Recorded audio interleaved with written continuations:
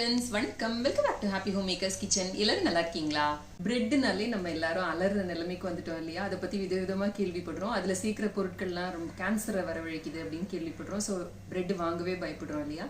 இன்னைக்கு அதே பிரெட்டை வீட்லயே நம்ம எப்படி செய்யறது அப்படின்னு பார்ப்போமா? அதுவும் தோசை கல்லுல.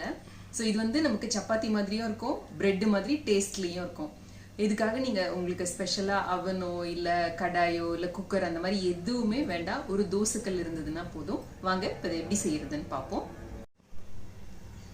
இது வந்து பிரெட் சப்பாத்தி, பன் சப்பாத்தி இல்லை பீட்சா பேஸாக யூஸ் பண்ணிக்கலாம். எப்படி வேணாலும் நமக்கு எப்படி பிடிக்குதோ அந்த மாதிரி கூப்பிட்டுக்கலாம். 1.5 கப் கோதுமை மாவில் தேவையான அளவு உப்பு சேர்த்துருக்கேன். 1/2 கப் அளவுக்கு வெதுவெதுப்பான தண்ணியில் 1 டேபிள் ஸ்பூன் அளவுக்கு ஆர்கானிக் சுகர் சேர்த்துக்கிறேன். 1 டீஸ்பூன் அளவுக்கு இன்ஸ்டன்ட் ஈஸ்ட்டு அதை சேர்த்து இதை நல்லா கலக்கிட்டு ஒரு 5 நிமிஷம் விட்டோம்னா இது ஆக்டிவேட் ஆகிடும். நல்ல நுர வர்றது தெரியுது பாருங்கள். ஈஸ்ட் வந்து இந்த சர்க்கரையை சாப்பிட்டுட்டு ஆக்டிவேட் ஆகிடுச்சு. இந்த கோதுமை மாவை நல்லா சலிச்சு எடுத்துக்கோங்க. வீட்லேயே கோதுமை மாவு எப்படி தயாரிக்கிறது அப்படிங்கிறதுக்கான ரெசிபி லிங்க் நான் உங்களுக்கு டிஸ்கிரிப்ஷன் பாக்ஸில் கொடுக்குறேன். இப்போ இதை இப்படியே எடுத்து இதில் ஊற்றிடுங்க.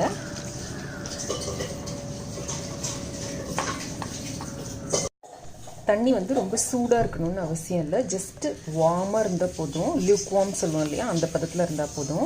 இப்போ நல்லா இந்த மாதிரி மிக்ஸ் பண்ணி விட்டுக்கோங்க. ரொம்ப நம்ம அழுத்தி பிசைய அப்படிலாம் எதுவுமே வேணாம். சும்மா அது கலக்கிற அளவுக்கு நம்ம பிசைஞ்சு விட்டோம்னா போதும். இப்போ நான் கலந்து விட்டுருக்கேன். இதோட மேற்கொண்டு 2 டேபிள் ஸ்பூன் அளவுக்கு தண்ணி சேர்த்துக்கோங்க. இதையும் லேஸாக கலந்து விட்டுக்கோங்க. இப்போ நான் சேர்த்தது வந்து ஆர்டினரி ரூம் டெம்பரேச்சர் தண்ணி தான், சுடு தண்ணி எல்லாம் எதுவும் கிடையாது. இப்போ இந்த அளவுக்கு வச்சு நல்ல ஒரு ஈர துணி போட்டு மூடி வச்சுருங்க. இதை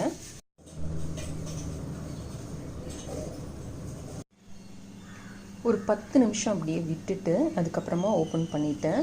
நம்ம நார்மலாக சப்பாத்தி மாவு பிசைவோம் பார்த்தீங்களா, அந்த மாதிரி இந்த மாவை திரட்டிக்கலாம். இந்த மாதிரி நம்ம விடுறதுனால நல்லா இந்த க்ளூட்டன் டெவலப் ஆகும். நமக்கும் வந்து பிசைகிற வேலை மிச்சம். மாவு நல்லா சாஃப்டாக நல்லாவே இருக்கும். இப்போ அதை நல்லா திரட்டிக்கலாம்.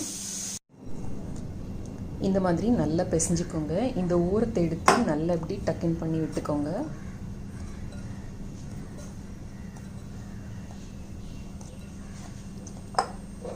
இந்த மாதிரி உங்களுக்கு கிடைக்கும். இதை இப்படியே எடுத்து வச்சு திரும்ப இந்த ஈர துணியை போட்டு மூடி இது வந்து நல்லா டபுள் ஆகிற வரைக்கும் வெயிட் பண்ணுவோம்.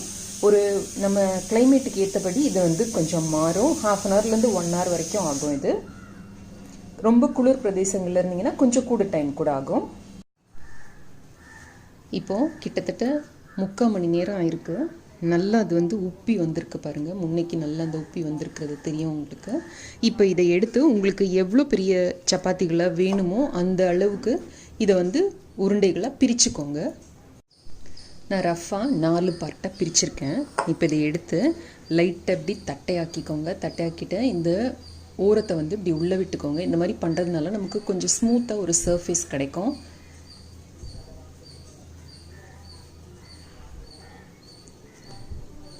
இப்போ இதை வந்து நம்ம சப்பாத்திகள் மாதிரி திரட்டிக்கலாம். நான் இதில் கொஞ்சோண்டு ஹோம்மேட் மைதா மாவு எடுத்திருக்கேன். இதை தூவிட்டு நான் வந்து பண்ணுறேன். நீங்கள் கோதுமை மாவு வேணாலும் தூவிக்கலாம்.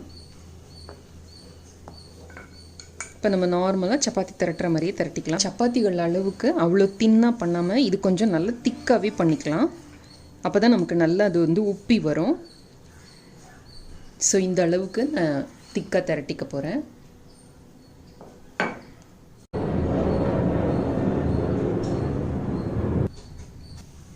கல்லை சூடு பண்ணிகிட்ருக்கேன். இந்த கல்லை மூடுற அளவுக்கு இந்த மாதிரி ஒரு மூடி எடுத்து ரெடியாக வச்சுக்கோங்க. கல் நல்லா சூடான உடனே இதை எடுத்து போட்டுடுங்க. கொஞ்சம் நேரம் கழித்து திருப்பி போடுங்க.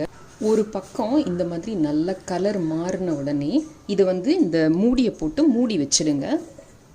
நடுவில் திறந்து பாருங்கள். அது நல்லா உப்பி அது வேக ஆரம்பிக்கும். இது வேகிற வரைக்கும் இதை வந்து ஈர துணி போட்டு மூடி வைங்க, இல்லாட்டி காஞ்சி போயிடும். நடுவில் எடுத்து இப்படி திருப்பி போடுங்க. அப்போ 2 பக்கமும் நமக்கு நல்லா வெந்து கிடைக்கும். டூத்பிக் இல்லை ஃபோர்க்கு ஏதாவது ஒன்று வச்சு, இது வந்து இந்த குழிப்பணி அரைக்கல்ல கொடுத்துருக்கிறது, அதை வச்சு இப்படி பாருங்கள். ஒட்டாமல் வந்தது அப்படின்னா நம்மளோடது வந்து ரெடி ஆகிடுச்சு அப்படின்னு அர்த்தம். இப்போ இதில் வேணும்னா நீங்கள் வந்து வெண்ணெயோ நெய்யோ ஆட் பண்ணிக்கலாம், இல்லை இப்படியே கூட சாப்பிடலாம். எப்படி இருந்தாலுமே இது ரொம்ப நல்லாயிருக்கும். நான் இதில் லைட்டாக நெய் ஆட் பண்ணுறேன்.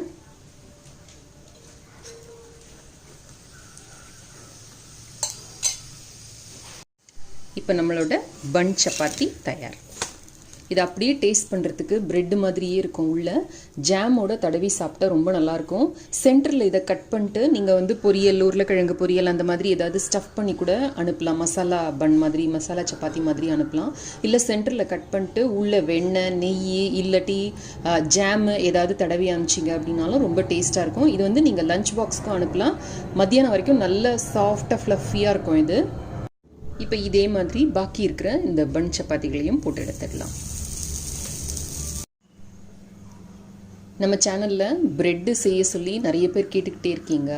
இது வந்து தோசைக்கல்லில் பண்ணுற ப்ரெட்டு அப்படின்னே வச்சுக்கலாம். ஏன்னா டேஸ்ட் வந்து ப்ரெட்டு மாதிரியே தாங்க இருக்கும். ஸோ உங்கள் வீட்டில் அவன் இல்லை அப்படின்னா கூட நீங்கள் வந்து தோசைக்கல்லில் ப்ரெட்டு பண்ணிடலாம். இந்த மாதிரி இதை நீங்கள் எவ்வளோ பெருசாக வேணாலும் பண்ணிக்கலாம். இதை வந்து நீங்கள் பீட்சா பேஸ் மாதிரி யூஸ் பண்ணிக்கிட்டு மேலே வந்து வெஜிடபிள் டாப்பிங், சீஸ் டாப்பிங், அந்த பீட்சா சாஸ் எல்லாத்தையும் போட்டிங்க அப்படின்னா வீட்லேயே பண்ணுற ஹெல்த்தியான ஹோல் வீட் பீட்சா ரெடி ஆகிடும். ஸோ இதை வந்து நீங்கள் பல விதங்கள்லேயும் யூஸ் பண்ணிக்கலாம்.